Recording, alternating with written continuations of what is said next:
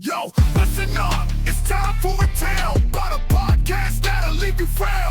Hard way wrestling coming at you raw, bringing the heat, breaking every law. They drop the truth, no holds barred, talking smack, getting you hyped up hard, calling out the fakes, exposing the lies. Hard way wrestling taken by surprise. Hard way wrestling coming to your city. Nothing but realness, nothing but grit. Going down a gauntlet, making it mark. Hard way wrestling, straight from the heart.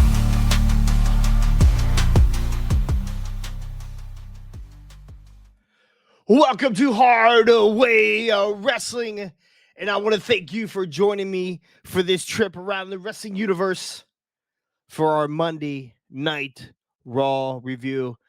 Before we get started, though, make sure you go like and subscribe and ring that notification bell. That way you know when we're here live. Now, I don't know if you can hear it or not. I'm a little sick, a little under the weather.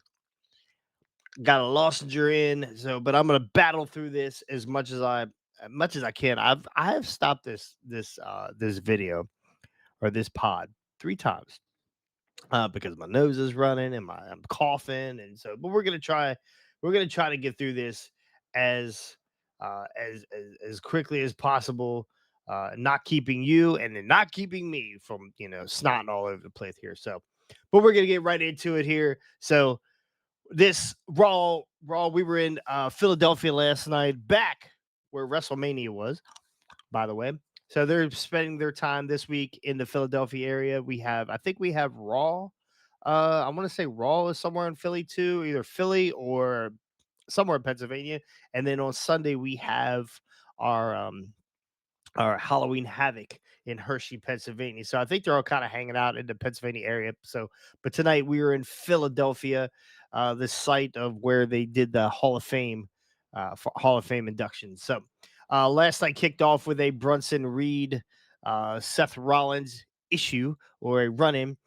Bronson Reed was walking into the arena and attacked by Seth Rollins. Now, if you got a chance to see this case that Bronson Reed was rolling around, that Seth grabbed from him and beat the snot out of him with, it doesn't even look like it's big enough to hold any of Bronson Reed's gear, his boots, his elbow pads, whatever. It's just a tiny small case. So anyway, we're not done with these two. We're gonna get more from them later on in the night. But they started off real hot here, Bronson Reed and Seth beating the snot out of each other. So welcome back. Lillian Grace is back in the mix. She is taken over for Samantha Irvin, who announced her departure yesterday, right? Monday. No, was it Monday? Monday morning. Yeah, Monday afternoon or something.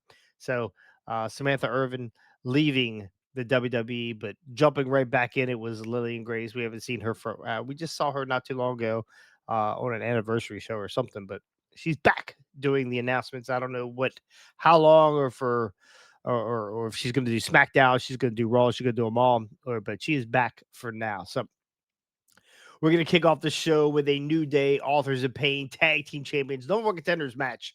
The winner of this match is going to face the Viking, or no, it's not the Viking Raiders. It's the War Raiders. That's who they're going to be facing. So good back and forth here. Our truth shows up here. Gets into it with the Miz on the outside. You had the AOP on the outside also. It ended up being looked like a lumberjack match if you really look at it. But the New Day end up winning this match, and they move on to this for the second team in the No More Contenders match. They towards the end of this match, though, we get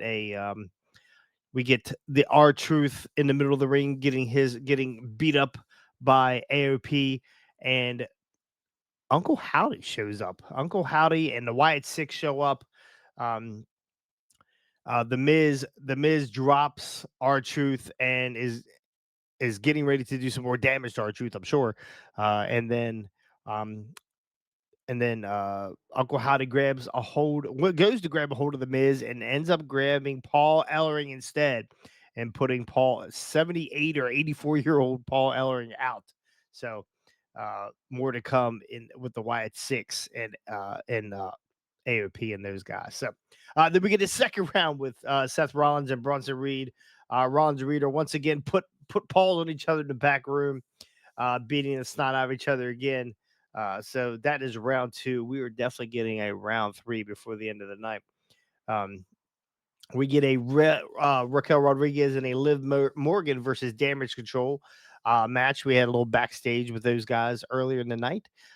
It looked like, and I don't know if it was a camera angle, but it looked like Liv towered over Damage Control. And so I don't know if maybe it was the camera angle, because later on in the night, in the match, they looked about the same height. So at that point, I couldn't tell who was the bigger group. But by the end of the night, we do figure out who the bigger group is, uh, because we end up getting a fan disqualification in this match again. Lash Legend and Jakari Jackson show up um, towards the end of this match.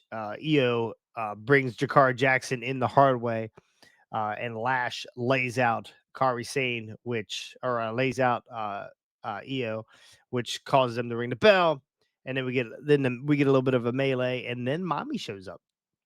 Mommy shows up here, and um, we get a little bit of a face off right before that with Liv and Raquel Rodriguez and Lash and Jakar Jackson in the middle of the ring. But Mommy shows up, gets a hold of Liv, hits Raquel Rodriguez with a headbutt, drops her, gets Liv, getting ready to smash Liv.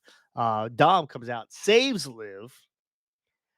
And as he's bringing Liv down off of the apron, Mommy grabs a hold of Dom, puts him in her finisher, and then Raquel and Liv both pull Dom out, get her out of the ring, or get him out of the ring as quick as possible away from Liv. Liv is another week in a row where she's gotten her hands on either Liv or Dom. So backstage again, we get another scrap between Seth Rollins and Bronson Reed. We are going to get this match. I don't know if they announced it for Crown Jewel, but we're going to get this match between Seth Rollins and Bronson Reed. So we get a backstage try again. We had a backstage segment featuring Judgment Day, and Dominic claims that he would beat Gunther for the world title. We had a little bit of a little face to face with Priest and Gunther right before that, and Dom says he could beat Gunther. They all kind of giggle, right? I mean, do you think uh, um, Dom has a chance of beating Gunther? You tell me. I don't see it, but crazier things have happened.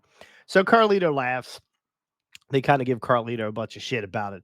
He's not being a good friend. Carlito's not being a friend. That's not cool, man. That's not cool. So Carlito says, I'm gonna go talk to Pierce, and we're gonna see if we can get Dom a match here. So then after this, we get a Brutus and Julius Creed versus Rey Mysterio and Dragon Lee for the third spot in that number 1 contenders match for the tag titles. And lo and behold, the Rey Mysterio Dragon Lee win this match. Now this match was it was kind of boring. I don't know, it wasn't that great of a match, but Rey Mysterio Dragon Lee moving on. So we're going to get New Day next week, War Raiders, and Rey Mysterio Dragon Lee for that number 1 contender spot for those tag team championships. Um, so moving forward. So main event. We're gonna get to the main event here. Braun Breaker versus Jay Uso for the Intercontinental Championship.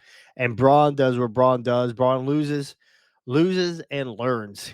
He learned from his mistakes from the last time that he lost this title to Jay. We had pretty cool little thing towards the end of here. Solo showed up with his goons. We get Jacob Fatu. They're getting to Jay shit a little bit. They're trying to tell Jay, hey, come back with us. You're one of us. Come back with us. And Braun sprints around the ring, and as he misses Jay and hits Solo with the super spear. So Solo is down, And then that brings out Jacob Fatu. Jacob climbs over the railing or climbs over the barricade, and we get a face-to-face with Braun Breaker and Jacob Fatu. Pretty cool moment here. So maybe something to look forward to down the line. Braun Breaker versus Jacob Fatu. Uh, so Braun Breaker ends up winning this title. So congratulations, Braun Breaker. Second time winning the Intercontinental Championship. So he's tied for like, I don't know, fifth or sixth on that list of having 2 wins. But he's a long way from the Miz. I think Miz topped that list at 8. So great finish to Raw last night. What do you guys think? What do you think about Braun winning this title? What do you think? Where do we go from here with Jay? I mean, are we freeing up Jay Uso from the Intercontinental scene so he can go be with Roman and the rest of the good bloodline, um, to see where where we go with this story, right? I mean, we got War Games coming up here towards the end, right after Thanksgiving, towards the end of November here. So, are we gonna get Jay? Is Jay gonna show up here and yeet his way back with his brother and Roman and whoever the fourth is going to be? Now, a lot of people are saying, "Oh, it's going to be Cody." I don't think it's going to be Cody. I think it's going to be someone else. I'm kind of hoping it's going to be Sammy. I think it would be pretty cool if Sammy ended up back with the bloodline again, and we get the OG bloodline versus the new bloodline. So, but that's going to do it here for Raw review. Nice, quick, easy, couple minutes. 11 minutes, almost 12 minutes. I think last time we did it in 15. I don't even know what took me so long. I think I took a break in between. So, but that was your Raw. Thank you for joining us here on Hard Way Wrestling. We'll be back later on this week, probably tomorrow. But we'll be back later on this week. We have our Halloween Havoc preview. So if you're a gambling person, you want to see the Halloween Havoc and who we think is going to win the Halloween Havoc, we'll have the whole gang will be here. And come check that out. And we'll see you guys next time on the Hard Way.